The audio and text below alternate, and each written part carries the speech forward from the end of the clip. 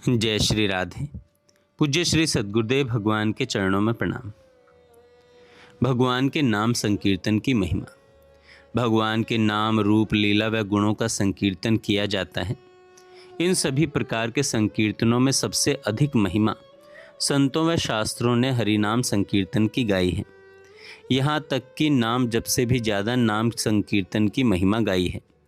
नाम का गायन ही कलयुग की सर्वश्रेष्ठ साधना है, इसलिए संकीर्तन करो, संकीर्तन करो। श्रीमद् भागवत जी में मुक्त कंठ से संकीर्तन महिमा का गायन है। कलिर दोष निधे राजन अस्ति एको महान गुणा, कीर्तनादेव कृष्णस्य मुक्त संग परम ब्रजेत। परमहंस श्री सुखदेव जी राजा परीक्षित जी को कहते हैं, राजन, कलयुग दोषों का भंडार है, तथापि इसमें यही एक महान गुण है कि इस युग में भी श्री कृष्ण कीर्तन मात्र से मनुष्य की सारी आसक्तियां छूट जाती हैं और वह परम पद को प्राप्त हो जाता है। सतयुग में भगवान विष्णु के ध्यान से, त्रेता में यज्ञ से और द्वापर में भगवान की पूजा से जो फल मिलता था, वह सब कलयुग में भगवान के नाम कीर्तन मात्र से ही प्राप्त हो जाता है। स्वयं भगवान का कथन है, नाहम वसामि वैकुंठे योगी नाम हृदय न च मद भक्ता यत्र गायन्ति तत्र तिष्ठामि नारद। हे देवर्षि, मैं ना तो वैकुंठ में निवास करता हूँ, न ही योगी जनों के हृदय में मेरा निवास है। मैं तो उन भक्तों के पास सदैव रहता हूँ जहाँ मेरे भक्त मुझको चित्त से लगाए रहते हैं और तन्मय होकर मुझको भजते हैं और मेरे मधुर नामों का संकीर्तन करते हैं। जहाँ हरि के नाम का होता है गुणगान, वहीं अयोध्या द्वारिका, वहीं बसे भगवान। जहाँ भी भक्तगण एक साथ मिलकर या अकेले में ही कीर्तन करते हैं, वहाँ भगवान का प्रकट सानिध्य होता है। शास्त्र की वाणी कभी झूठी नहीं हो सकती, इसलिए जब भी संकीर्तन करो, मन में ऐसा भाव होना चाहिए कि मैं अपने प्रभु के पास बैठकर उनको प्रसन्न करने के लिए ही संकीर्तन कर रहा हूँ। वो मेरे संकीर्तन को सुन करके बहुत प्रसन्न हो रहे हैं, कृपा की वर्षा कर रहे हैं। अपने समीप प्रभु को जानकर हृदय में प्रेम छलकने लगता है। धीरे धीरे यही प्रेम सारे शरीर में संचारित होकर साधक को आत्मसात कर लेता है। फिर साधक बैठ नहीं सकता। कभी लज्जा का परित्याग कर नाचने लगता है, कभी प्रभु के मानसिक दर्शन कर हंसने लगता है, कभी दीन होकर रोने लगता है, कभी कभी तो वो बेसुध होकर गिर पड़ता है। इस प्रकार किया गया संकीर्तन साधक को बहुत जल्दी पवित्र बनाकर प्रभु के चरणों में समर्पित कर देता है। यहाँ पर यह बात बता देनी बहुत आवश्यक है कि आजकल ढोंग और पाखंड बहुत होने लगा है। लोग दिखावे के लिए रोना, नाचना, नाचते नाचते गिर पड़ना, वह अपने में भगवद आवेश, अष्ट सात्विक भावों का झूठा प्रदर्शन करना तथा लोगों को झूठे आशीर्वाद देना, भोले भाले अनजान लोगों को झूठ मूठ में ही दुख दूर करने के लिए कुछ बताना या ताबीज आदि देना। इस प्रकार साधक साधना के पथ से धीरे धीरे इतनी दूर चला जाता है कि उसका वापस अपने असली मार्ग पर आना ही कठिन हो जाता है। दुनिया की झूठी वाहवाह व तुच्छ धन के पीछे अमूल्य मानव जन्म खो बैठता है।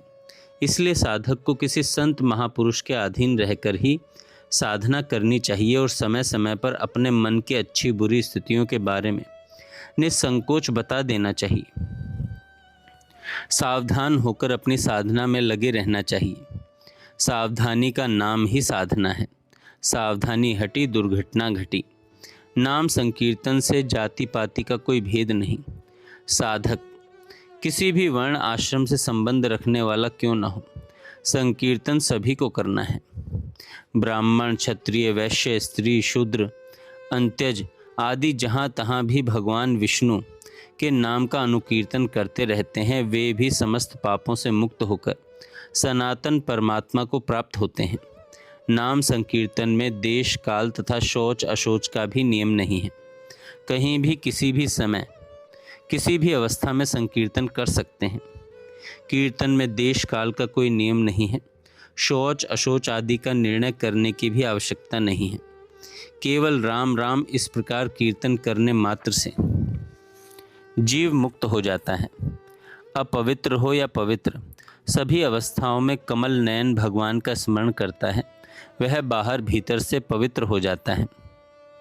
श्री हरि के नाम कीर्तन में न तो किसी देश विशेष का नियम है, न ही किसी विशेष काल का। झूठे अथवा अपवित्र होने पर भी नाम उच्चारण के लिए कोई निषेध नहीं है।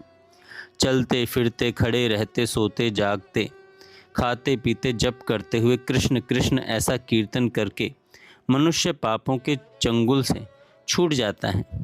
कहने का भाव यह है कि कोई भी मनुष्य किसी भी समय, किसी भी अवस्था में, कहीं भी हरि के नाम का जप संकीर्तन करने से संसार के बंधन से मुक्त होकर परम धाम को प्राप्त कर सकता है। जिस नाम कीर्तन की ऐसी महिमा है, फिर भी जो मनुष्य जीभ पाकर भी हरि नाम जप संकीर्तन नहीं करते, वे निश्चय ही मंदभागी हैं। अंत समय में केवल पश्चाताप ही उनके हाथ लगेगा। जो जीभ पाकर भी कीर्तनीय श्री हरि नाम का कीर्तन नहीं करते, वे दुर्मति मोक्ष की सीढ़ियों को पाकर भी उन पर चढ़ने से वंचित रह जाते हैं। कुछ लोग नाम कीर्तन की महिमा को स्वीकार तो करते हैं, यहाँ तक कि संकीर्तन में भाग भी लेते हैं, लेकिन संकोच के कारण उच्च स्वर से संकीर्तन नहीं करते। कहते हैं कि हमें लज्जा आती है। झूठ बोलने में, कठोर बोलने में, पर निंदा में, पर चर्चा में, लड़ते समय जोर जोर से गाली बकने में हमें लज्जा नहीं आती, परंतु भगवान नाम को जोर जोर से उच्चारण करने में हमें लज्जा आती है। यही बड़ा दुर्भाग्य है।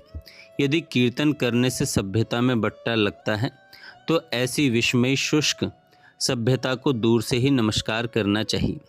जोर जोर से ताली बजाते तथा लज्जा छोड़कर कभी नाचने लगते हैं, कभी अंतःकरण में प्रभु की झांकी का अवलोकन कर प्रसन्न होते हैं, तो कभी हंसते हैं, कभी प्रभु के विरह में रोते हैं।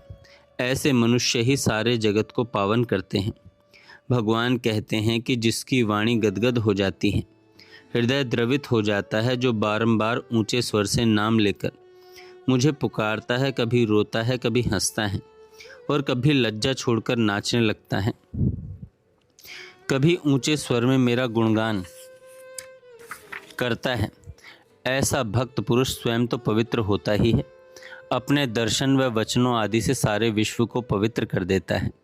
यही कारण है कि नाम युक्त व संकीर्तन परायण संतों व भक्तों की वाणी का समाज पर इतना प्रभाव पड़ता है कि जो जो इनकी वाणी सुनते हैं सभी नाम परायण हो जाते हैं। पापी जीव भी पावन होने लग जाते हैं, यहाँ तक कि वो तरण तारण बन जाते हैं। जय श्री राधे।